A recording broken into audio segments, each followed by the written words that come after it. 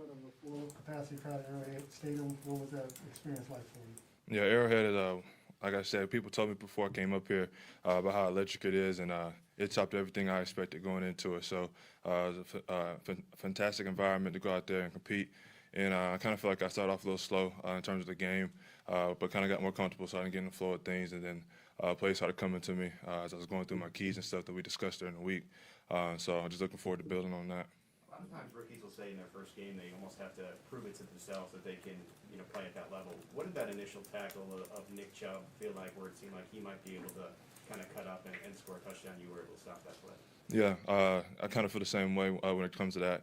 Just trying to prove myself that I can play in this level. So I just boosted confidence, kind of gave me confidence going on throughout that game. Early in the series, I had a tackle. Baker Mayfield kind of loosened up the pads. And after that, just kind of playing fast and just trusting myself. Speaking of playing fast, we hear that a lot from rookies as well, just the speed of the game. How was it for you, and really did the preseason games help you in that regard? Yeah, it was a blessing to have the preseason, OTAs, training camp, all that heading into now kind of help the game slow down for me a little bit. So when I was out there, it wasn't necessarily to gain speed. That was tough. It's more so the mental aspect of it, just trying to make sure you're sharp in tune, communicating, all those intangible things you do at the linebacker position. So that's kind of the biggest transition for me. Just feel like I did a pretty good job with it, and I'm looking to build on it next week. Where do you feel like Kitchens helped you the most during the game, given all the sort of lessons he's tried to give you throughout off-season and training camp? Just constant communication. Being a rookie, a linebacker, just reassuring. I didn't know what you're thinking in your head before the snap. He just gave me that confirmation that, okay, yeah, that's right.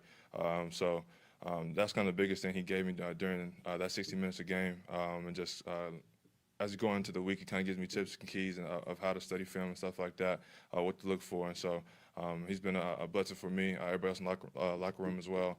So I'm looking forward to building on it. As you talk about the film, were you able to go back and watch your performance, and what kind of grade would you give yourself? I'll give myself a B-. I kind of feel like there are some plays out there I could have made, overthinking. Kind of was a little soft sometimes on certain plays, so I'll give myself a B-. Who did the first phone calls go to after the game? Actually, my mom and them was at the game, but I went ahead and gave them a call too as well after the game. Just talked to them. It was kind of a special moment for us. So yeah, my mom and my dad for sure got the first call. Did you hear from a lot of your former teammates and coaches at Mizzou? Any messages that stand out?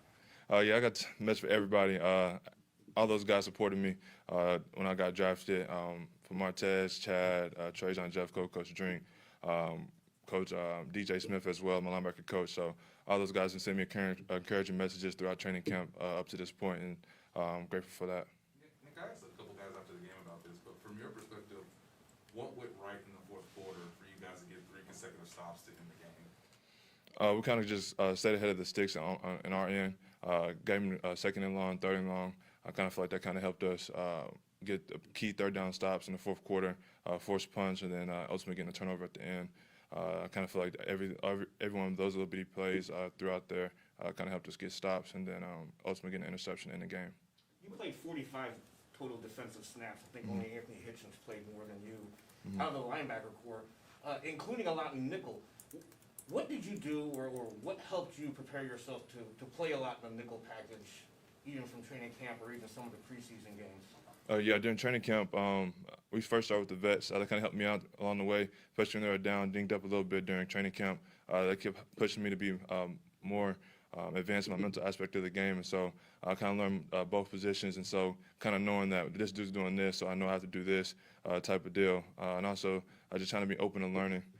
Throughout training camp, I just want to open and learn. I came in with the mindset that I wanted to improve mentally, and so I did that every single day, and kind of helped me be right now where I am right now. Can you speak to the Lamar Jackson challenge? What do you have to do? What's the discipline needed to help contain Lamar Jackson? Yeah, gap integrity is kind of the biggest thing I saw on film. He's an electric athlete, electric offense. He can do a whole bunch of different things with his hands in the ball. So just kind of be executing the game plan, doing our job, doing our 111th, making sure we're not trying to do too much, that type of stuff. Given that you're filling in for Willie Gay, I'm just wondering, did he say anything to you after your first game, and just how much of playing for him is a part of your sort of role right now? Yeah, so Willie, I knew Willie before here. A couple of y'all know that. But as soon as he found he was deemed up, sent me a message, encouraging message, told me to just trust myself. I've been doing this for a long time. So just doing it for Willie, I know he's going to come back strong for us. So while I'm filling in for him, I just want to execute. He's helping me out throughout the week as well, giving me a call after the game, giving me congratulations, stuff like that. So definitely a big brother. I'm looking forward to keep playing for him, and then when he gets back with us, I'm excited for what we got going forward. Watching the game the other night, I'm sure you watched the Ravens, a little bit of Ravens Raiders. Mhm.